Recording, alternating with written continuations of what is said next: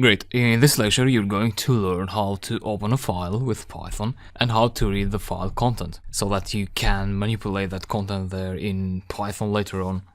For instance, you may need some data, you may need to read some data out of a file. Let's say that would be a file where you have weather observation data and you want to open that with Python, and then you want to send an email with Python to, let's say, your email address automatically. So Python needs to read the content of that file as a string, and then it sends that string as an email to your email address. So that was just a random example. If you're an experienced programmer, you may find it easy to wrap your mind around how to use file handling techniques, so about real-world scenarios. If you're not a programmer, we'll be using file handling techniques in real-world examples, so in the application that we'll be building. Nothing to worry about. So let's look at the syntax then. Python can be used to handle both binary and text files. Text files are files with a txt extension, such as this one here. So example.txt. And you can open such files with editors such as Atom. And we also have binary files such as this DLL file in here, which you cannot read with an editor, as you can see. But mostly you'll find yourself working with text files. So here is a simple text file. And what I'm gonna do now is I'd like to read these 3 lines in Python and print them out on the Python shell. So printing is crucial when you want to test things out. Let's say we're about to write a program, as I said, that sends an email. But first of all, you want to take things step by step.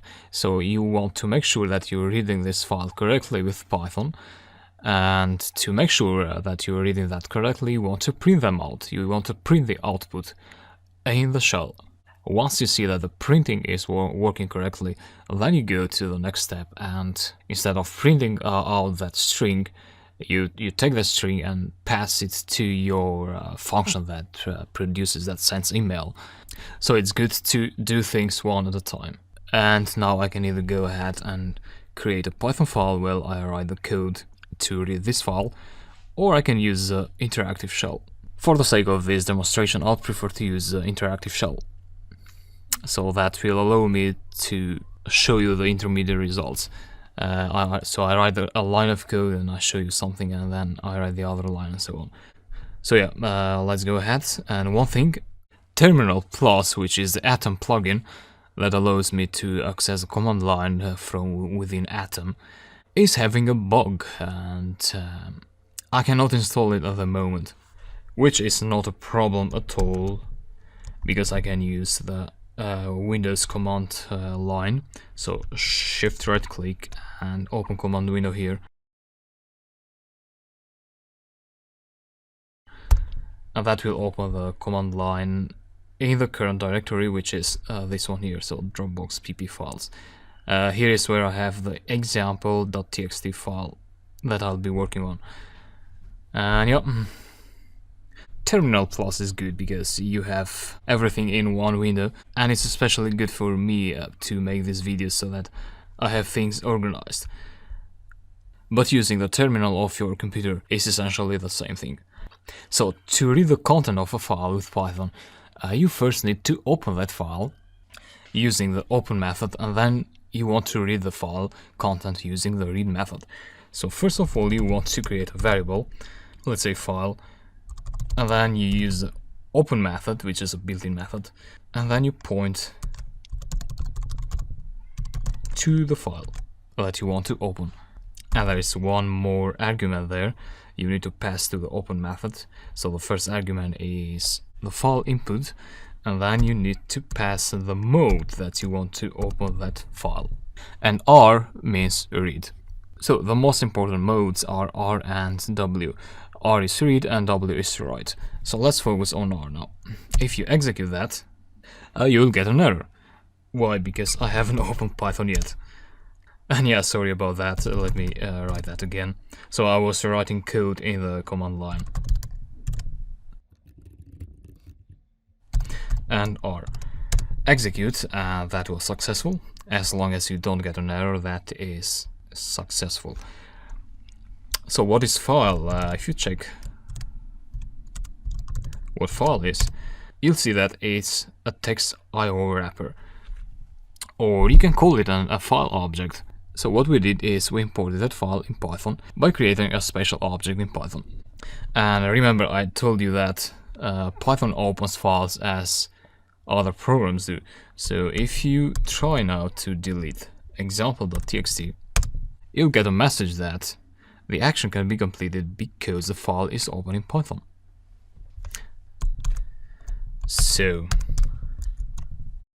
once you have opened that file, you may want to read it, and to read the content of the file, and it's wise to save the content in a variable. So I'm calling this variable content, then I'll point to the file object, which is saved in the file variable, and then to the read method.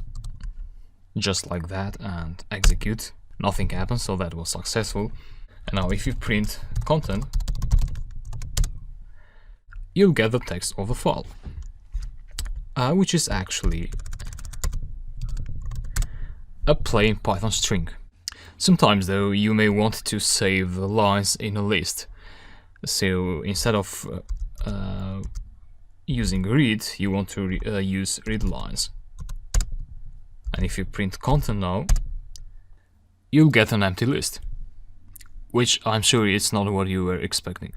Probably what you were expecting was a list with 3 items, so line 1 and line 2 and line 3. The reason we didn't get that is that, you know, when you apply the read method, before applying the read method, there's a concept called the pointer. So before applying here the read method, the pointer is before the first character of the text file, so just here.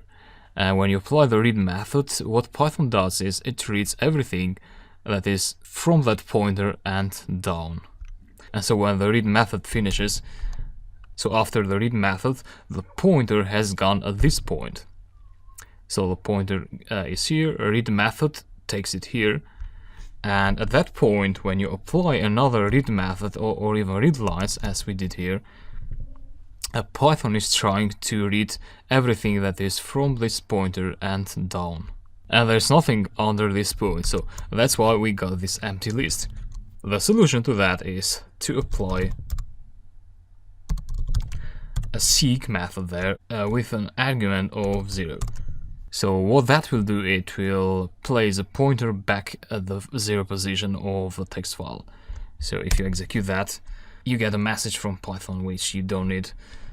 Then if you apply again read lines and then print content, this time you'll get a list of 3 elements. So line 1, line 2, line 3. That's what the seek method does. And I know at this point it's hard to imagine why do you use the seek method. But in one of our applications where we're blocking destructing websites in our browser so that we cannot access those websites, which is good for productivity. In that application we'll be using the seek method. There you'll understand how that comes into play. So it's actually very useful in certain scenarios. It really gives you lots of control over the files. And yeah, back to this list, you see these \n characters there. So one here, and another here, and yet a third one here. And \n in Python means a new line. So we have here line 1. But then when I created this text file, I did it like I wrote line 1 and then I pressed enter. So in other words, enter is the \n. And that is useful when you want to write content in a text file. So we'll be using \n later in the next lectures to write content in separate lines in a text file.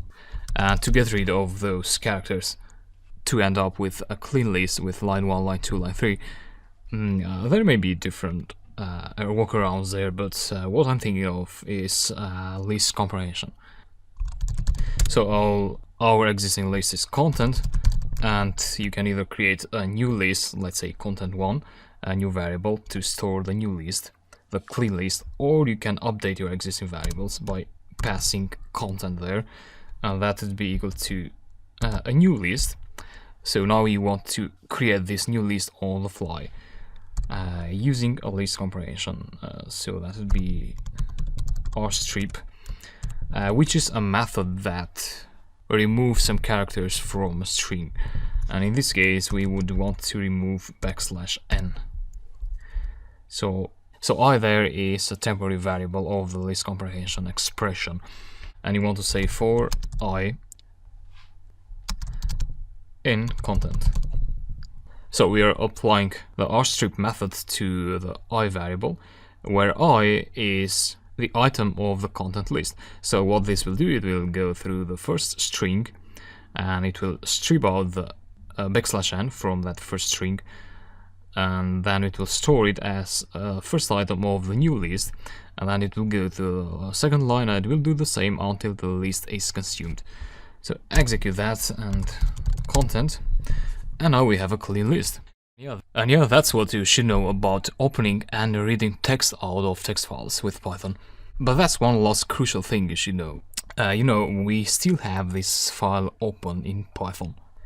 In this particular case, we're opening that file in read mode, but if you're writing something in that file and then you close your terminal without closing the file, those changes would not be saved in the file. So you should always apply the close method to your file object, just like that. And now you can go ahead and delete the file if you like. So that was successful.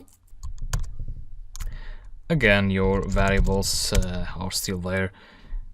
So once you read the content of the file and you store that in a variable, then you can reuse your variables as many times as you want.